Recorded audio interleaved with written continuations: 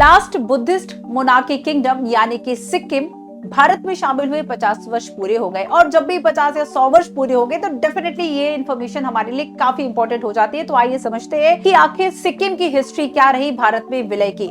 यहाँ पर एक किंगडम का शासन था चोग्याल वंश का, जो वहां के सारी शासन व्यवस्थाओं को देखता था। ब्रिटिश एरा के दौरान एक संरक्षित राज्य के रूप में ब्रिटिश गवर्नमेंट के साथ जुड़ा हुआ था, जिसके अंतर्गत बाहरी जो भी मामले थे, विदेशी रक्षा एंड बाकी सारी चीजें, वो ब्रिटिश गवर्नमेंट देखती थी। लेकिन इंटीग्रल जो भी मामले थे, आंतरिक मामलों में राजा की स्वायत्तता थी। 1947 में जब भारत स्वतंत्र हुआ, ब्रिटिश गवर्नमेंट यहां से चली गई, उसके बाद यही दर्जा प्रोटेक्टोरेट वाला इंडिया ने भी कंटिन्यू किया। विदेश रक्षा और संचार के मामलों को भारत सरकार देखती थी, लेकिन वहां के आंतरिक जो मामले हैं वहां का चोग्याल वंशी देखता था।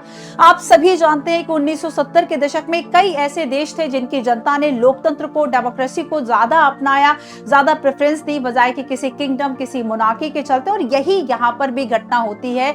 और सिक्किम में सिक्किम नेशनल कांग्रेस ये चाहती थी कि अब भारत में पूर्ण विलय हो और सिक्किम में लोकतंत्र आए। तब यहां पर रेफरेंडम जनमत संग्रह कराया जाता है और 97% लोगों की ये इच्छा थी कि वह भारत में शामिल हो जाएं। भारत में इसे शामिल करने के लिए 36वां संविधान संशोधन विधेयक लेकर आया गया और अंततः 1975 16 मई को भारत का 22वां पूर्ण राज्य का दर्जा सिक्किम को दिया गया, जो कि हमारे देश का पहला पूर्ण जैविक राज्य भी है। अगर आपके पास सिक्किम के बारे में कोई इंटरेस्टिंग इंफॉर्मेशन है देन हमें कमेंट में जरूर बताएं।